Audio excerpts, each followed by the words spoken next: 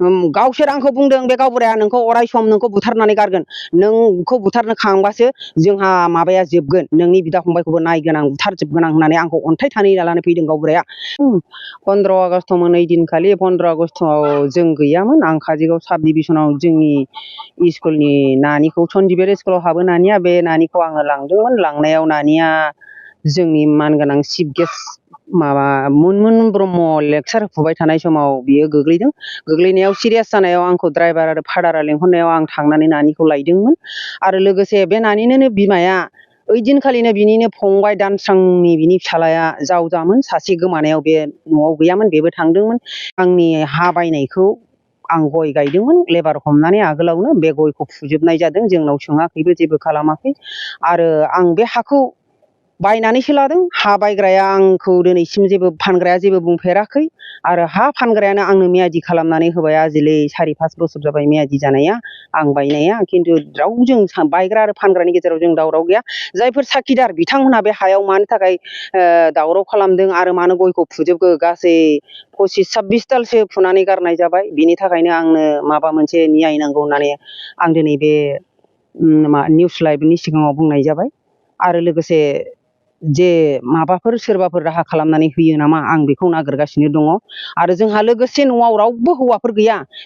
आंनो गारजेन आंनो 4 गथ'फोरखौ इंलिश मिडियाम फोरोंदों आरो लोगोसे बिमाजों आंजोंनो फोरोंनाय जा हौवाफोर गैया हिसाबै जोंनाव सोंनांगौमोन जोंजों रायलायनांगौमोन बे हाया माबोरै जादों आरो हानि रेजिस्टार दंना गैया आंनाव सोंनांगौमोन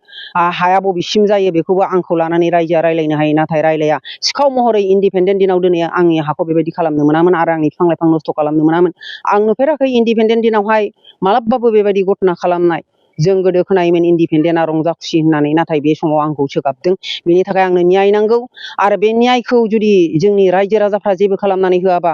आङो माबा मोनसे बेबस्था खालामनाय जागोन जाय बेबस्थाखौ आं मालाबाबो गारनाय नङा आरो नागारनाय नङा अननानै जोंनि बिटिसि सरखार आरो आसाम सरखारनिफ्रायबो आं रिकुवेस्ट खालामो जे बिसिनि चिफ गेस्टफ्रा आंखौ जाहाथे नायसननानै माबा मोनसे सहाय हरो आरो हरथारनांगोन इन्डिपेन्डेन्ट दिनावदि बेबायदि खालामदों आंनो बे न्यायखौ नांगौ बे हाखौ बेसेबां बिघायाव बायखो आङो बे हाखौ 6 बिघा 1 फुवा बायदों गासै टटेल बिनि बिथोराव आं 50,000 खरि बिघायै बायदों आरो जोंना जाय बिथांमोनहा फानदों बिथांमोनहा दिनैसिम आंखौ जेबो इलिगेल खालामफेराखै बिथांमोनहानो थांनानै आंनो रेजिस्टार खालामनानै होदों आरो सिमनाखौ गायनानै होदोंमोन रायजो लानानै दा रायजोआ मा सानदों गावसिनो साखिदार गावसिनो मुंसे खालामनानै होदों दा आं बे जिनिसखौ सार्केलनिफ्राय लाबोनानै सुथ'नाय जायाखै सुगोन मण्डल सारमोना बिराद बेस्थ'आव दङ सारभे दङ बिनि थाखायनो बिसोर फैनो हायाखै नङाबा बे सप्तायावनो फैनांगौमोन आङो दा बै समबार मंगलबाराव लेंहरनाय जादों सोरबा रायजोफ्रा थाफायोबा थाफानानै नायनो हागोन आङो बेखौ गावबुरानि नङा गावबुरानि अनगायै गुबुना खालामनानै होदों खोमा गावबुराखौ थुनानै होदों खोमा होननानै आं साननाय दं आरो आं सन्देह आंल' नङा जोंनि रायजोफ्राबो थुनानै दं होननानै आंखौ मोना फैनानै हराव फैनानै आंखौ बुंफैदों इयुनाव बे हा दावराव जानायाव नोंथाङा माबा मोनसे आयेननि राहा लागोन नामा लागोन सियर आं लागोन आरो लाथारगोन आं नागारा आं लागोन आरो लागोन गावसोर आंखौ बुंदों बे गावबुराया नोंखौ अराय सम नोंखौ बुथारनानै गारगोन नोंखौ बुथारनो खांबासो जोंहा माबाया जोबगोन नोंनि बिदा फंबायखौबो नायगोन आं बुथारजोबगोन आं होननानै आंखौ अन्थाइ थानै लानानै फैदों गावबुराया मानि थाखाय नांगौ आंनो बिसारखौ आंनो नांगौ आं नोंजों मानो बुथारजानो आं नोंनि मा मावदों आरो नोंथाङा माबा मोननांगौ दंबा आंनाव बिनानै लांफै सोरहाबा रायजोहा माबा मोननांगौ दंबा आंनाव लांफै आं बे हाखौ बायनानैसो लायदों जाय फानग्रा बिथांमोना होनदों आं फाननाय हायाव मानो दावराव जादों नाथाय बे फानग्रा बिथाङा बेंगालराव लेबार मावहैदों कम्पानियाव आरो सासेया बहाबा सिकिउरिटि मावहैदों होननानै आं मिथिदों 6 बिघा हा फानदों होनदों 6 बिघा आरो फवासे बे हाखौ नोंथाङा मियादि खालामनानै लाबाय नामा लाबाय आंनि निस्सय आजिलै बे 4 बिघायाथ' 7 बोसोरसो जाबाय आं मियादिया ओमफ्राय नैबे 2 बिघाखौ आङो जै दिनखालि बोसोराव बायदों ओइ दिनखालिनो आंनि फंबाय जाय फानग्रा बिथाङा आंनो ओइ दिनखालिनो थांनानै सार्केल अफिसाव गावनो थांदों गावनो मानसि लिंदों आं लिङाखै बे 4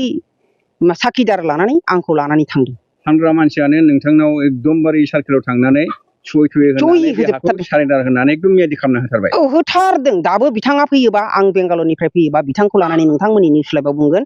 आरो आं दा फन हरदोंमोन नों बेबायदि हा दावराव जाबाय नों मा सानो आं हा बायनायाव बिस्रा मा प्रब्लेम आं हा फाननायाव मा प्रब्लेम दं आं थेका जादों आं फाननानै जादों मानि दावराव होननानै बियो दुखु मोनदों बिराद दुखु मोनदों